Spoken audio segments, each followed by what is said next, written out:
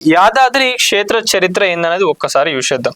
యాదాద్రి లక్ష్మీ నరసింహస్వామి ఆలయం తెలంగాణలో పురాతన పుణ్యక్షేత్రం. ఇది శ్రీ మహావిష్ణువు అవతారమైన లక్ష్మీ నరసింహస్వామి కొలువైన క్షేత్రం.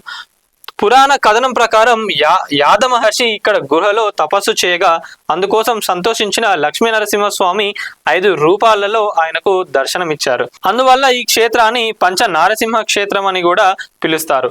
బీఆర్ఎస్ అధినేత కేసీఆర్ ముఖ్యమంత్రిగా ఉండగా చిన్నజీయర్ స్వామి మార్గదర్శకత్వంలో ఈ ఆలయాన్ని పూర్తి రాతితోనే పునర్నిర్మించారు. మరి ఇక పురాణ కథనం ప్రకారం త్రేతాయుగంలో వృషశృంగ మహర్షి కుమారుడైన యాద ఋషి కొండపైన ఉన్న గృహలో నరసింహస్వామి కోసం దీర్ఘకాలం తపస్సు చేశారు. ఆయన తపోదీక్షకు సంతసించిన స్వామి జ్వాల, గండబేరుండ, యోగానంద, ఉగ్ర, లక్ష్మీ నరసింహస్వామి రూపాల్లో ఆయనకు దర్శనమిచ్చారు. జ్వాలా నరసింహస్వామి సర్ప రూపంలో, యోగానంద నరసింహుడు ధ్యాన ముద్రలో, గండబేరుండ నరసింహుడు పక్షి రూపంలో, ఉగ్ర నరసింహుడు హిరణ్యకశిపుడిని సంహరించిన రూపంలో, లక్ష్మీ నరసింహుడు శాంతమూర్తి మహాలక్ష్మితో కలిసి దర్శనమిస్తారు.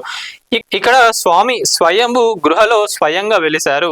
యాద మహర్షి తపస్సు చేసినందువల్ల ఈ కొండకు యాదగిరి గుట్ట అని పేరు వచ్చింది. ఈ ఆలయ మూలాలు స్కంద పురాణంలో కనిపిస్తాయి. ఆలయ శిఖరంపై బంగారు సుదర్శన చక్రం అమర్చబడి ఉంటుంది. ఇది భక్తులకు మార్గ నిర్దేశం చేస్తుందని, కొన్నిసార్లు దానంతటా అదే తిరుగుతుందని నమ్ముతారు. 2014 తర్వాత ఉక్కు వాడకుండా సాంప్రదాయ పద్ధతులను అనుసరించి ఆలయాన్ని ఒక భారీ రాతి కట్టడంగా నిర్మించారు. ఈ ఆలయం యాదాద్రి భువనగిరి జిల్లాలో హైదరాబాద్ నగరానికి 60 కిలోమీటర్ల దూరంలో ఉంది.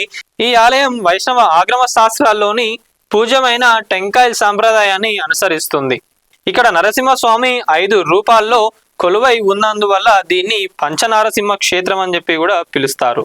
సో ఇక దీని తర్వాత 15వ శతాబ్దంలో విజయనగర చక్రవర్తి శ్రీకృష్ణ దేవరాయలు ఈ దేవాలయాన్ని సందర్శించి అభివృద్ధి చేసినట్లు కూడా చరిత్ర చెప్తుంది. ఇక్కడ స్వామిన వైద్య నరసింహ అని కూడా పిలుస్తారంట. ఎందుకు? 45 రోజుల పాటు మండల ప్రదక్షిణలు చేస్తే దీర్ఘకాలిక వ్యాధులు, గ్రహ దోషాలు తొలగిపోతాయని చెప్పి ఇక్కడ భక్తుల నమ్మకం. తెలంగాణ రాష్ట్రం ఏర్పడిన తర్వాత తొలి ముఖ్యమంత్రి కేసీఆర్ ఈ ఆలయాన్ని ఎంతో ప్రతిష్టాత్మకంగా పునర్నిర్మించారు.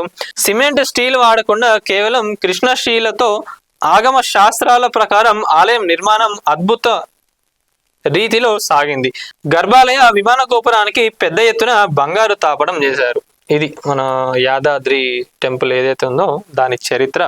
మరి మొత్తానికైతే ఏప్రిల్ 19 డేట్ అందరు ఫిక్స్ చేసుకుని ఎవరు కూడా మర్చిపోకండి. మున్నూరు కాపు సంఘం ఆధ్వర్యంలో అయితే మొత్తం విశ్వశాంతి మహాయజ్ఞం నిర్వహిస్తా ఉన్నారు. బండి సంజయ్ గారిని కూడా పిలవడం జరిగినది. సో దీనికి సంబంధించిన డీటెయిల్స్ కూడా నేను ఇంగ్లీష్ అండ్ తెలుగులో కూడా మొత్తం మీకు డిస్క్రిప్షన్ లో పెడుతున్నాను. సంబంధించిన కాంటాక్ట్ డీటెయిల్స్ కూడా డిస్క్రిప్షన్ లో పెడుతున్నాను. ఇంకేమైనా డీటెయిల్స్ తెలుసుకోవాలి అనుకుంటే మీరు వాళ్ళకు డైరెక్ట్ కాల్ చేసి కూడా అడగచ్చు. వీడియో చూస్తున్న వాళ్ళు ఎవరైతే ఉన్నారో ప్రతి ఒక్కరు వీడియోని లైక్ చేయండి, షేర్ చేయండి, అలాగే కామెంట్ కూడా చేయండి.